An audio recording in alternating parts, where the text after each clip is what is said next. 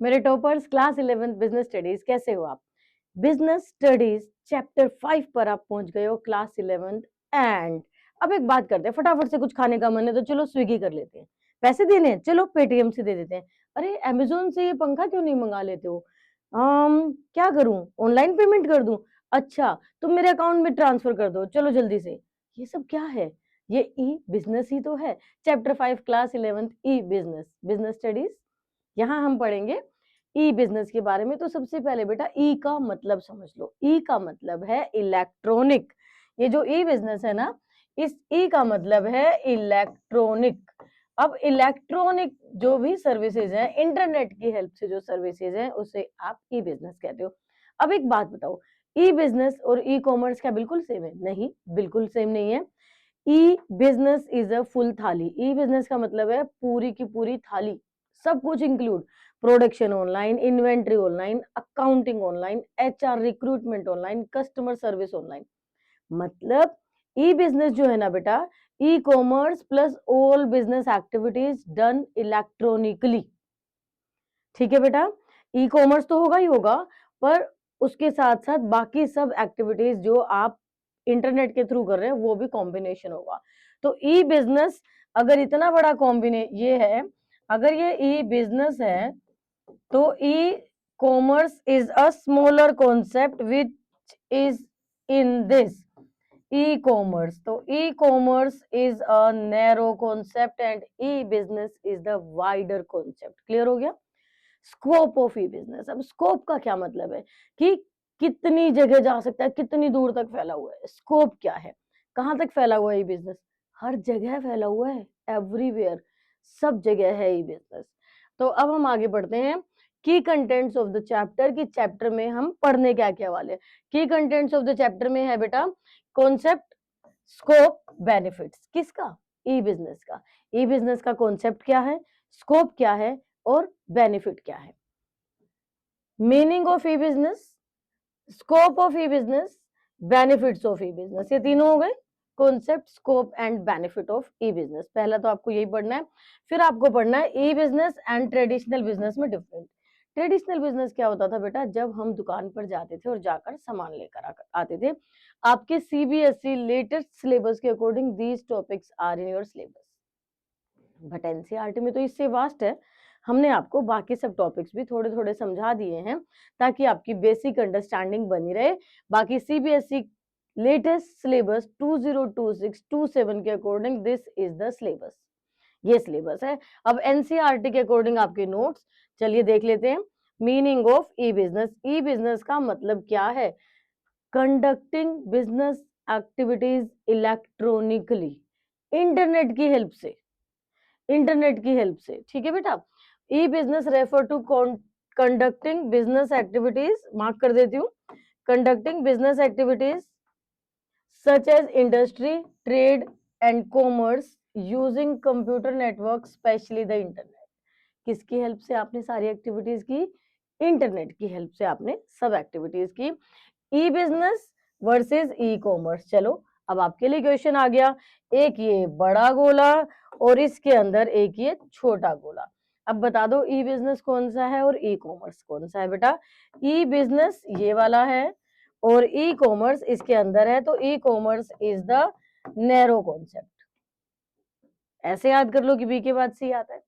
E commerce में all different internet activities जो business से रिलेटेड है वो सब डाल दो, तब ई बिजनेस बनता है। अब हम आगे आते हैं। E commerce, buying and selling of goods services over the internet. E commerce का मतलब है गुड्स खरीदना, सर्विसेज एंजॉय करना इंटरनेट की हेल्प से। आपने ब्लिंकिट से अभी अभी सामान मंगाया, आपको पेप्सी पीनी है, फटाफट ब्लिंकिट से ऑर्डर करी और पी ली।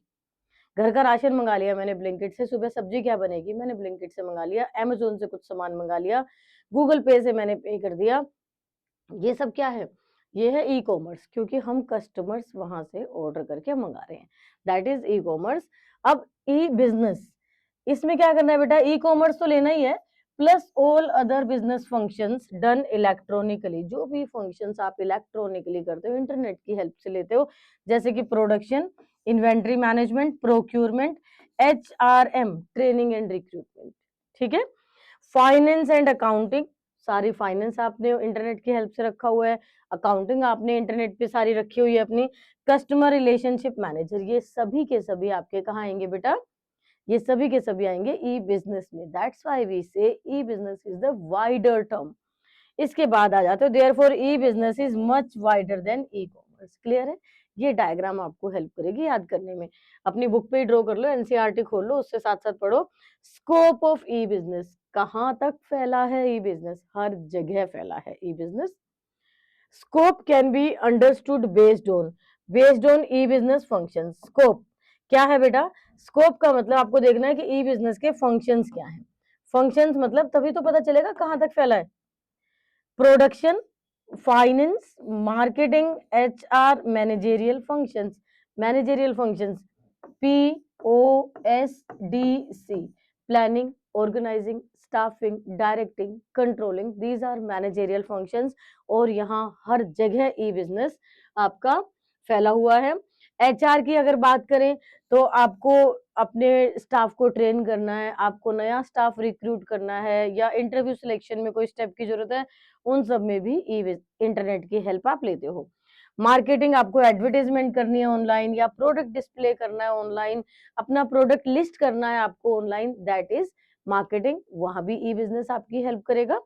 ये है बेटा ई पेमेंट्स, ऑनलाइन बैंकिंग। अभी अभी मैंने कहा गूगल पे से दे दोगे, पेटीएम से दे दोगे, ये जो भी पेमेंट्स हैं ये सब फाइनेंस में आएंगी, पैसे से रिलेटेड। अब है production, automated real time coordination. Real time coordination को पहले से ऑटोमेटेड बना देना, कितने मिनट में ये हो जाएगा, इतने मिनट में ये हो जाएगा, और इतने मिनट में प्रोडक्ट बनकर तैयार हो जाएगा, that is related to production. तो बेस्ड ऑन बिजनेस फंक्शंस, ये सारे फंक्शंस आपने ले लिए, और इन सब में आपको इंटरनेट की जरूरत पड़ती ही है। इसके आगे बढ़ेंगे, बेस्ड ऑन पार्टीज इन्वॉल्व। कौन कौन सी पार्टीज आपके बिजनेस में इन्वॉल्व है? B2B, business to business. B2B क्या है बेटा? Business to business. Business to business आप कैसे हेल्प करते हो? देखो, बिजनेस टू बिजनेस, इससे बी ले लिया और B2 और दूसरा बिजनेस ले लिया।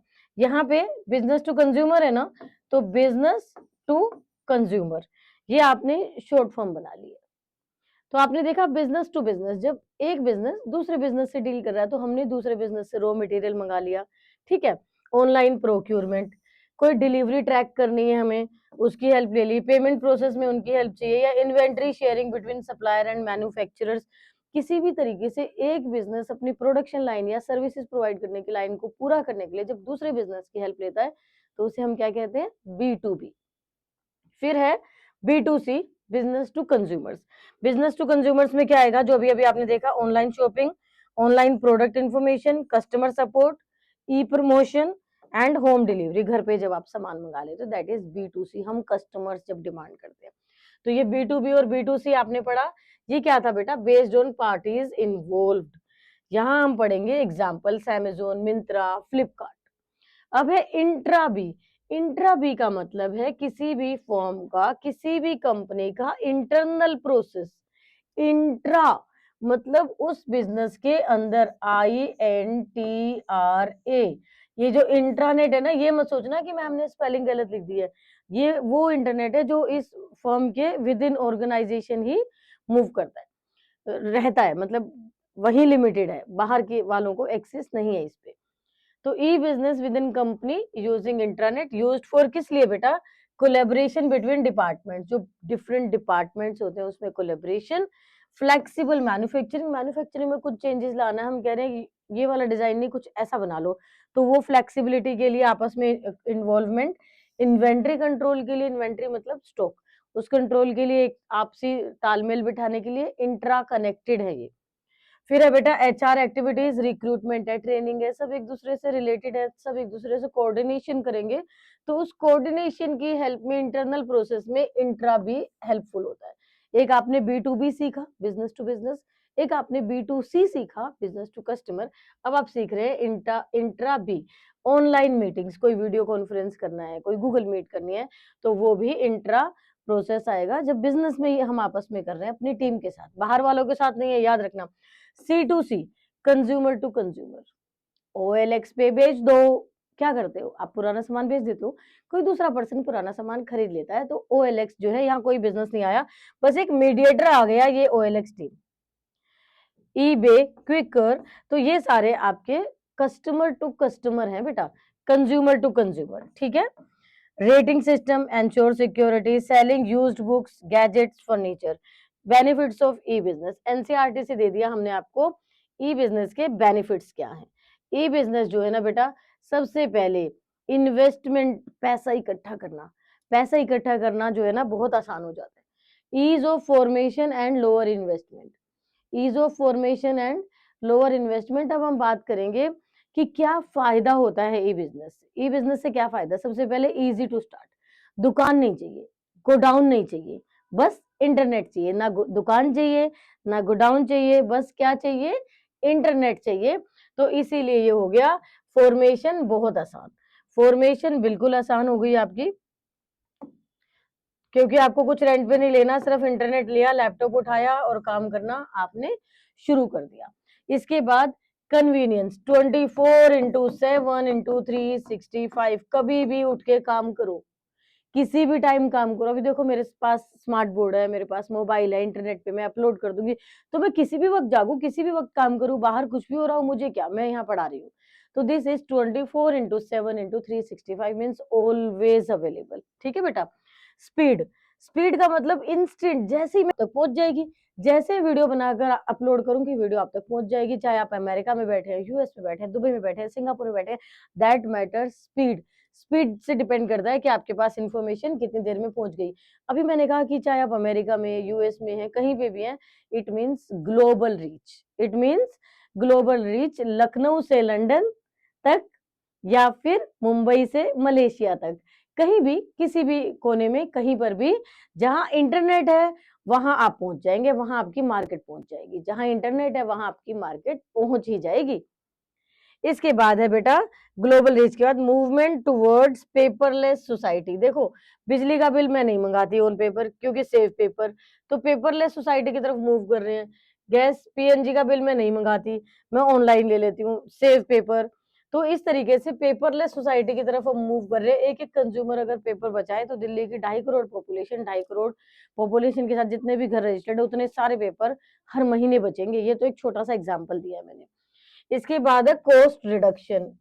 कॉस्ट रिडक्शन सबसे पहले तो हमने पेपर वर्क कम कर दिया, दूसरा इन्वेंट्री कॉस्ट रिड्यूस कर दी, क्योंकि हमारी डिमांड फोरकास्ट हम इजीली कर सकते हैं कि कब कितने सामान की हमें जरूरत पड़ेगी और उसी हिसाब से हम ऑर्डर कर लेंगे। रिड्यूस्ड मार्केटिंग कॉस्ट, अब ऑनलाइन एड बहुत सस्ती हो गई, बहुत सस्ती हो गई। पहले आपको न्यूज़पेपर में देना पड़ता था, छोटे छोटे कॉलम लेने के लिए कितना ज्यादा पैसा लगता था, लेकिन क्या ऑनलाइन में अब ऐसा है, आप खुद को प्रमोट करो, एक अच्छी सी वीडियो बनाओ और अपलोड कर दो। तो ये हो गया आपका कॉस्ट रिडक्शन। अब है लिमिटेशंस ऑफ ई बिजनेस, कुछ तो नुकसान भी होंगे बेटा, अगर फायदे होंगे तो कुछ तो नुकसान भी होंगे। लिमिटेशन में नुकसान देखेंगे, और नुकसान क्या देखोगे बेटा, सबसे पहले देखो कि पर्सनल टच नहीं है, किसने क्या प्रोडक्ट डाल दिया, किसने क्या एक्सप्लेनेशन कर दी, हमें नहीं पता चलता। तो कुछ चैलेंजेस भी हैं। लो पर्सनल टच, बिल्कुल भी पर्सनल टच इतना ज्यादा नहीं है जितना कि फेस टू फेस जब आप दुकान पे जाके सामान लेते हो, ठीक है।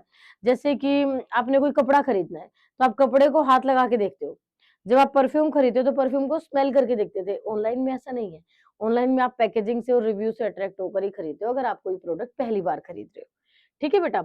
तो लो पर्सनल टच हो गया।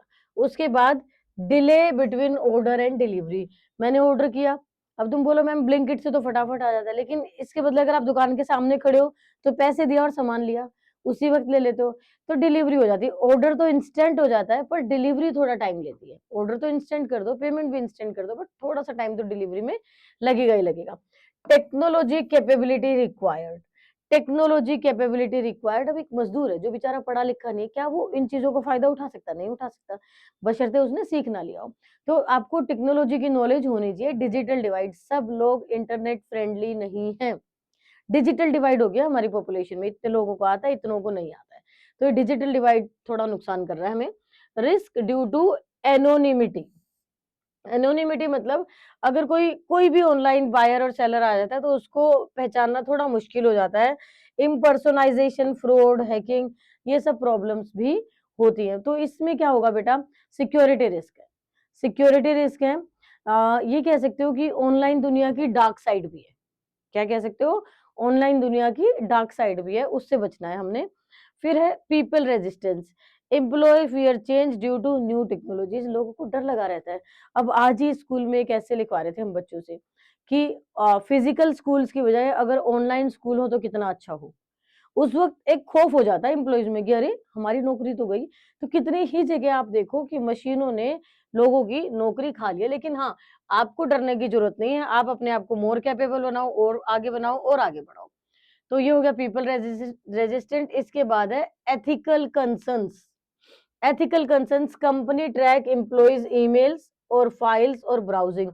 कंपनी ये तक देख लेते हैं कि हमारे एम्प्लॉयज को क्या मेल आ रही हैं, वो क्या ब्राउज कर रहा है, वो क्या सर्च कर रहा है, उसकी पर्सनल दुनिया में भी घुसने के लिए तैयार है। तो ये अनएथिकल है। फिर इसके बाद अगला टॉपिक है difference between E business and traditional business. E business और ट्रेडिशनल बिजनेस में डिफरेंस। फिर online transaction process. Online transaction process क्या है?